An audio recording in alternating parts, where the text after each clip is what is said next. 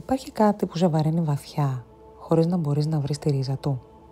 Ίσως νιώθεις ότι κάτι σε κρατάει πίσω στις οικογενειακές σχέσεις σου, στη συντροφικότητα, στα οικονομικά, στην καριέρα σου ή ακόμα και στις αποφάσεις που παίρνεις για τη ζωή σου. Θέλω να ξέρεις κάτι. Υπάρχουν καταγραφές στο υποσυνείδητο που σαμποτάρουν τη ροή της ζωής σου. Κι όμως, υπάρχει ένας τρόπος να τα φωτίσεις. Και όταν το κάνεις, τίποτα δεν θα μείνει το ίδιο. Σήμερα θα μοιραστώ μαζί σου αυτό το μυστικό. Είσαι έτοιμος? Η κβαντική συστημική αναπαράσταση είναι μια σύγχρονη βαθιά βιωματική θεραπεία. Βασίζεται στις αρχές της συστημικής αναπαράστασης του Bert Hellinger, εμπλουτισμένη με την κβαντική θεωρία πεδίου.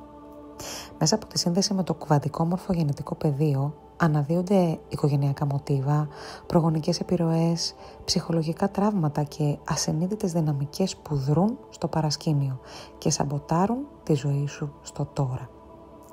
Στόχος μας είναι να φτάσουμε στη ρίζα, αυτό που σε κρατάει πίσω, εκεί όπου η λογική αδυνατεί να σε οδηγήσει. Με αυτή τη μέθοδο ανοίγουμε την πόρτα σε μια εναλλακτική πραγματικότητα, όπου το θαύμα της λύσης μπορεί να συμβεί. Δεν μιλάμε για μια απλή ψυχολογική προσέγγιση. Μιλάμε για μια ζωντανή, βαθιά εμπειρία. Μια ομάδα εκπαιδευμένων εκπροσώπων συντονίζεται με την ενέργεια του αιτήματός σου και φέρνει στην επιφάνεια ό,τι πραγματικά κρύβεται πίσω από το πρόβλημά σου.